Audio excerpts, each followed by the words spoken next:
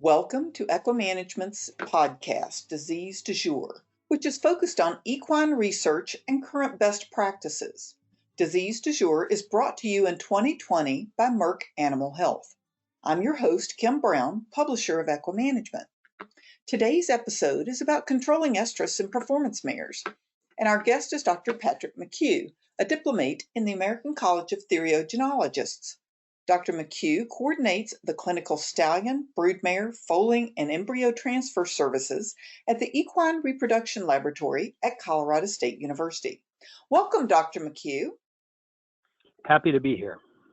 Well, I know this is a topic that you often talk about, so let's just jump right in with a brief review of the estrus cycle. Well, to start with, we should just review the fact that mares are seasonal breeders and that a majority of mares, maybe up to 90% of mares, will be anestrus or have ovarian inactivity during the winter time. And then if they're not put under lights, they start developing follicles typically in March and then in early April. And then by mid to late April, they'll develop a large follicle that may go on to ovulate. And during that early spring transition period, they may show behavioral estrus. They may be in heat for a while, out of heat for a while, and that comes and goes with the estrogen produced by each individual follicular wave. Some horses only have one wave. They go from deep anestrus and then one wave of follicles that goes on to ovulate. Some horses will have two or three or even more waves of follicles that come and go, each typically getting progressively bigger, larger in each follicular wave, and then ultimately culminating in an ovulation. And in the majority of North America, the average first ovulation of the year for mares that are not under lights would be mid-April to early May. And then, of course, most owners want to advance that into so that the mares start to cycle in February or early March, and that's done by putting mares under lights starting in early December. And it takes about somewhere between 60 and 75 days of an artificial photo period to promote that earlier follicular development and the onset of ovulations. And then once the mare ovulates once, early in the season, she'll typically continue to ovulate about every 21 days. That's just an average, and that may be from 19 to 23 days repeatedly.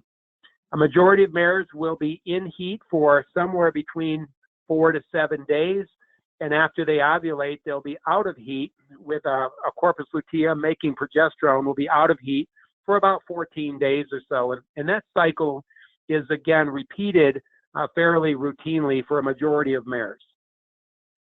So for the people who aren't into breeding, and a lot of competitors or just riders love to have their mares, I'm one of those people. So what would be the reasons that a veterinarian would be asked by their client to try and control this estrus cycle in mares, and give us some of your tips about case selection? Well, we see a lot of mares over the years, year after year, month after month, by owners that will indicate that there's some adverse behavior that they're recognizing that they may initially think are associated with the estrus cycle or have to do with either ovarian function or uterine function. Often they're not, and I think a majority of veterinarians would agree with that often it's not a behavior that's driven by reproductive hormones, and there may be other issues. It could be anything from some owner issues. It could be a new owner with inadequate experience as an owner of a mare. Could be a brand new owner of that mare that doesn't understand the behavior of that particular mare. It could be the training that mare has received over her early lifetime. Either the training's been inadequate or inconsistent, or could be even inappropriate. The environment that the mare is currently in may not be helpful in how she's housed.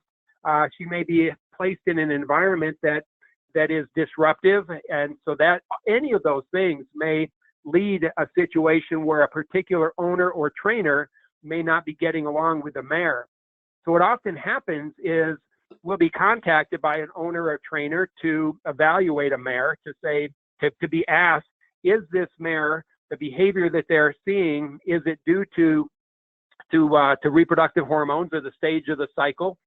We'll do a physical exam on the mare, and then we'll start in on the reproductive evaluation. Often they don't know the stage of the estrous cycle that the mare is currently in. So we'll do a palpation and an ultrasound exam on that mare and log in what the follicles or corpus luteum is on her left ovary, right ovary, what the uterus looks like, and log all the of what we see on ultrasound, log that in, and then we'll have a conversation with the owner, and the conversation will usually go something to the effect of, when do you see these behaviors, at what stage of performance or training, and what are you doing at the time? What's the mare doing? What is the mare showing? And sometimes what is happening is that it's actually some physical issue of back problems, hock problems, stifle problems, and it's not having anything to do with reproductive issues at all. I often will ask the owner, have you logged any of these behaviors in, and are they consistent with a certain pattern? The mare, once she starts the cycle, will normally have this 21-day pattern, in heat for 4 to 7 days and then out of heat for about 2 weeks. I may suggest to them that the owner or trainer, that they keep track of this adverse behavior, write it down on a calendar, see if there is a pattern, and then if we're not sure if it's associated with reproduction, bring the mare back when she is showing that adverse behavior. It may not be on the day of the initial exam. Very often they don't follow those guidelines and don't log those in on a calendar. So then it becomes unpredictable as to when the mare is showing those behaviors relative to the estrous cycle. I will often ask the owner or trainer about the history when they started showing these behaviors. And then I may make a suggestion that, how did the mare behave in December, January, and February? Because that's a time period for most mares when they've got minimal ovarian activity. And if this behavior is existing during those time periods when ovarian function is essentially shut down, then whatever they're recognizing in the horse is probably not due to ovarian function anyway.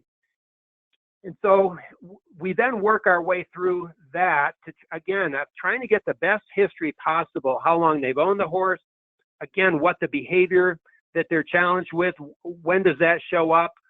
Sometimes an owner will indicate just pressure on the right flank or the left flank will elicit some adverse behavior. The mare kicking out, the mare cringing, the mare not willing to turn in a certain direction, and they may think it's associated with an ovary on one side or another. What a lot of owners are interested in, what they're thinking, is that the mare either has a large follicle at the time, or a fresh ovulation, or there's some ovarian pathology like an ovarian tumor. And of all the mares that we see, and it's often a couple of months, month after month, and I've been doing this for over 30 years, that it's really almost never associated with ovarian function. It can be occasionally, and there are mares that at the time of ovulation, they do show discomfort on that one ovary, and that's a transient discomfort that may be present for a day or so. But a majority of mares that we see for these behavioral abnormalities, it's really not associated with ovarian function. And when you're talking about the performance, when the horses, you said, they can have some of these other things, what would you do if you, what would you recommend to a veterinarian, taking the history, logging things on the calendar, doing the reproductive exam? Is there anything else that you would recommend during this examination phase and trying to figure things out?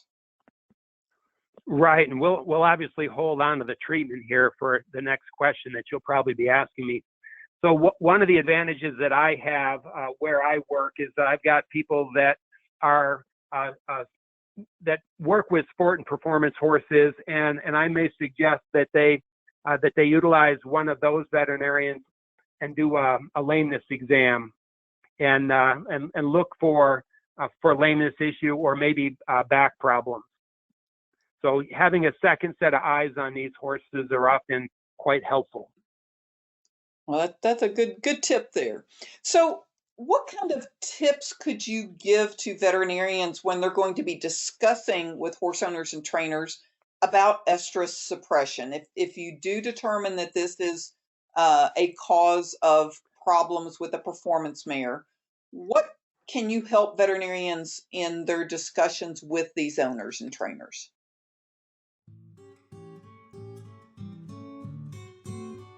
Today's Disease Du Jour podcast is brought to you by Merck Animal Health's Regimate, Altrinagist. When it comes to delivering safe, predictable control over a mare's reproductive cycle, nothing compares to Regimate. Tried and true, Regimate is proven with 30 years of results and more than 50 million doses sold. That's something no generic can claim.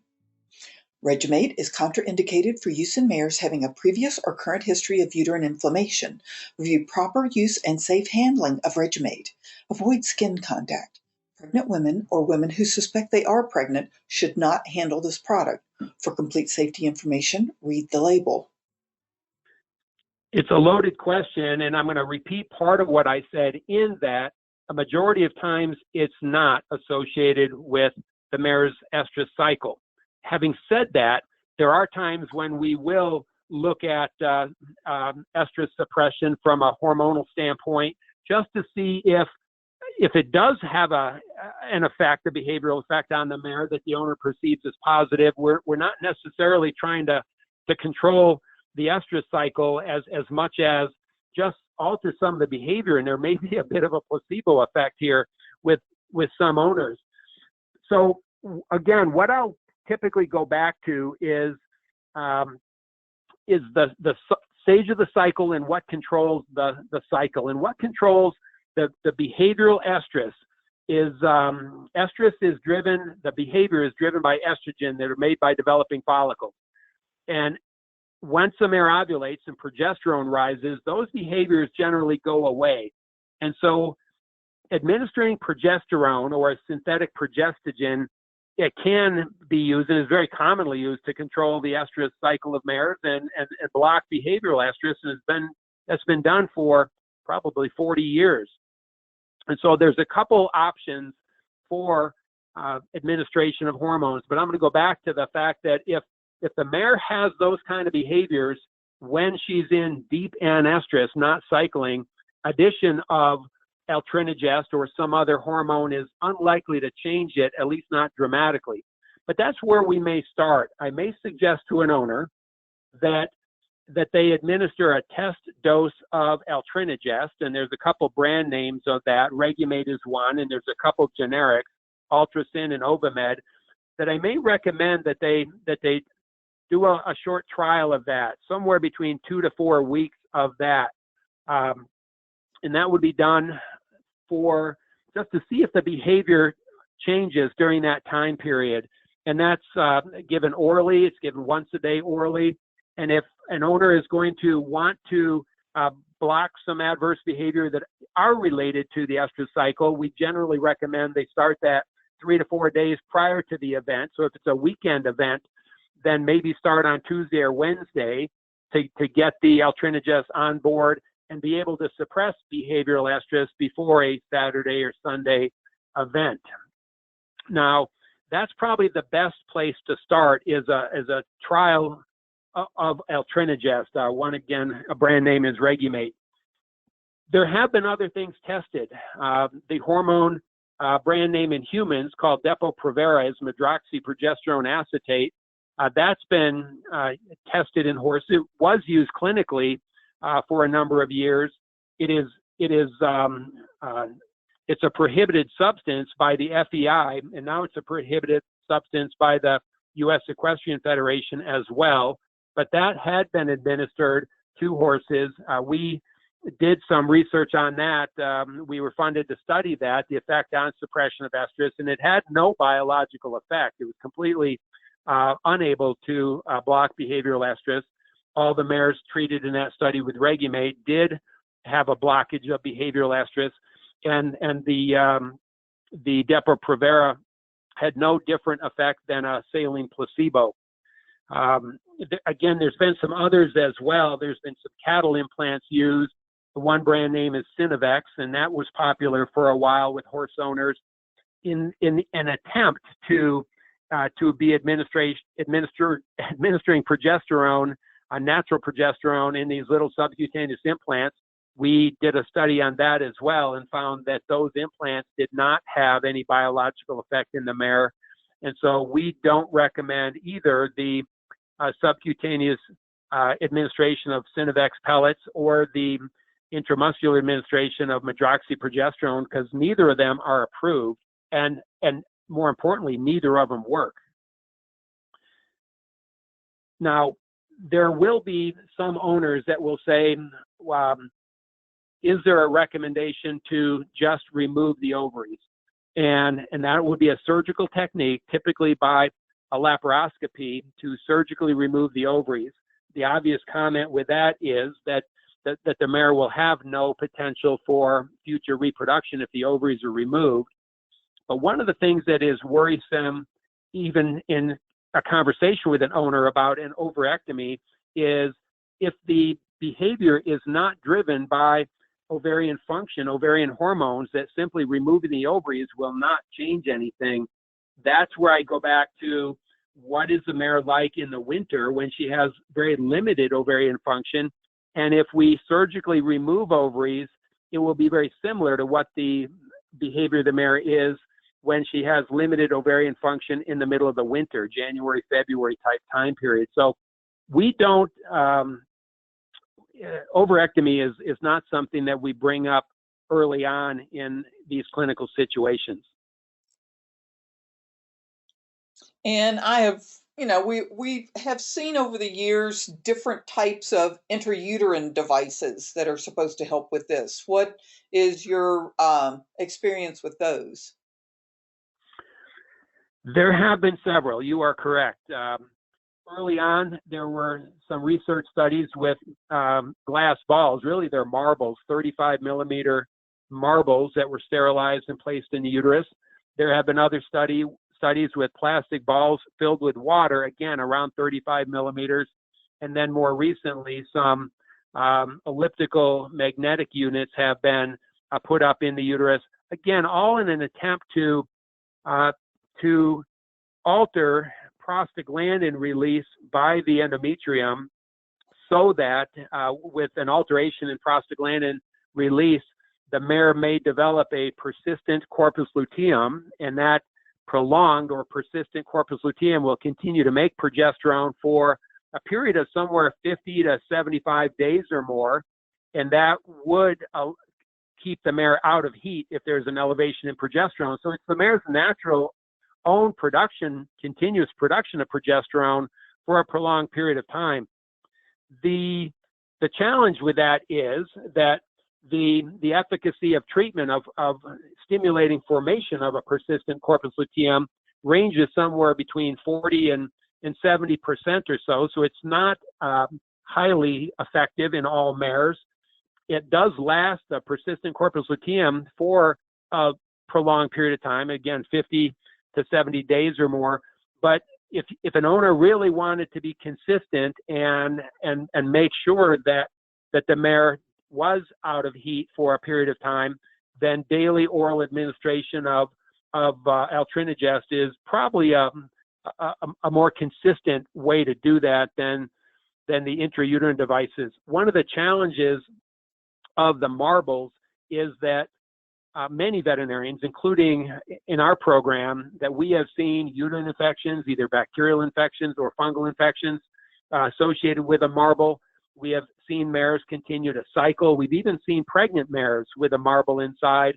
And then we have had reports of marbles that have fractured while in the mare, broken into pieces, and have little glass shards up in the uterus. So I think a majority of veterinarians right now are staying away from insertion of marbles, and maybe these other treatments, if they want to try them, they're relatively inexpensive. They don't work consistently, but if it does work in a horse and they do develop a persistent corpus luteum, it could keep a mare out of heat for a couple months, and that may be beneficial for the owner. There is some research going on with the use of oxytocin and administration of oxytocin over a certain section of the estrous cycle, 7 to 14 days post-ovulation, daily administration during that time period, also has been shown to result in development of a persistent corpus luteum, which again may continue to secrete progesterone for 50 to 70 days or so. So that work is ongoing. There's another treatment that we don't have available in the United States, but I think veterinarians need to know about it, and that's a GnRH vaccine. In Australia, they do have a vaccine called Equity that is a vaccine against gonadotropin-releasing hormone. If one vaccinates against GnRH and antibodies are produced because of that, those antibodies will bind to GnRH coming out of the hypothalamus and prevent the GnRH from binding to the gonadotroph cells of the pituitary. Consequently, the pituitary doesn't produce as much FSH and LH, and without the gonadotropin support, then ovarian function is reduced. So with a dose or two of a GnRH vaccine, theoretically, mares don't grow follicles, so therefore they don't come into heat, and could also act as a contraceptive because those mares are not cycling. We don't have that in the United States. We don't have the access to that vaccine. One of the challenges with a mare that's been vaccinated against GnRH is that once you vaccinate a mare, she may be non-cyclic for the period of time of which she has antibodies, which may be 6 months to a year or more. So the control over individual estrous cycles or for a defined period of time is really not possible with a GnRH vaccine.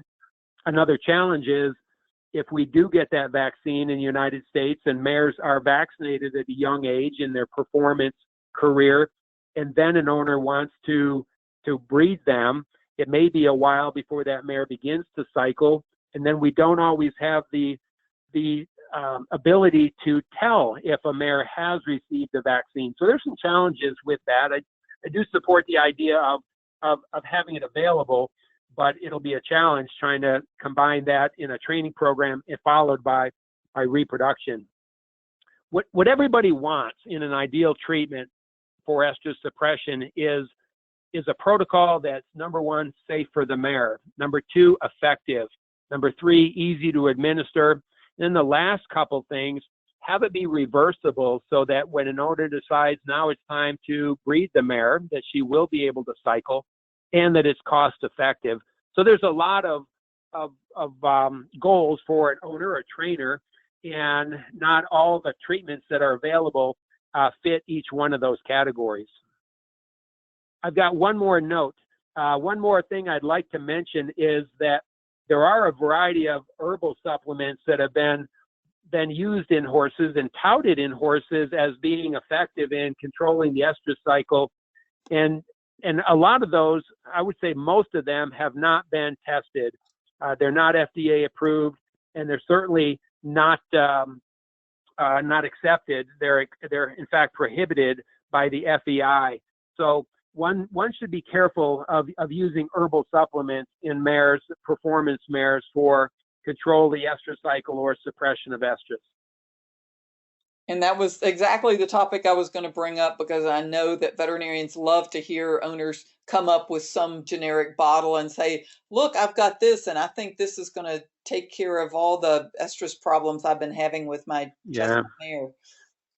So I don't know. For some of these herbal supplements or nutraceuticals, most of those have not been tested in a controlled study, a blinded controlled study where the people that are actually administering the medication to horses are not privileged to know what they're administering, and people doing the observations on the mares, they should also not be aware of what medication or supplement is being given. So it's truly a blinded study, and those really need to be done before anybody can routinely recommend herbal supplements or nutraceuticals for control of the cycle. We need that information before really before any veterinarian is going to make a recommendation to an owner or to a trainer.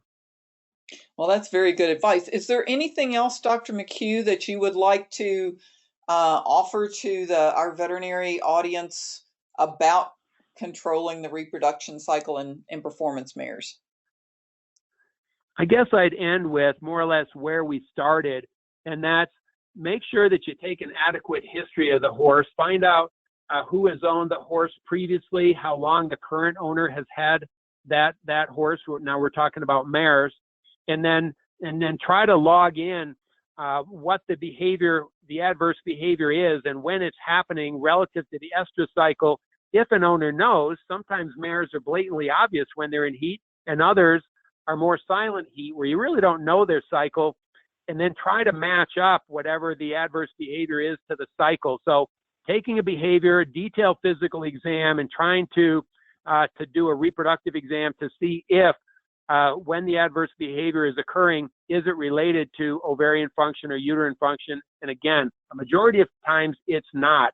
And I would say a majority of time it comes back to either training or owner experience or expectations. Well, thank you very much for joining us today, Dr. McCue. And thank you to our audience for listening to this episode of Disease du Jour. You can hear previous and future podcasts of Disease du Jour on iTunes, Stitcher, SoundCloud, and Pippa. We hope you'll join us for a future edition of Disease du Jour.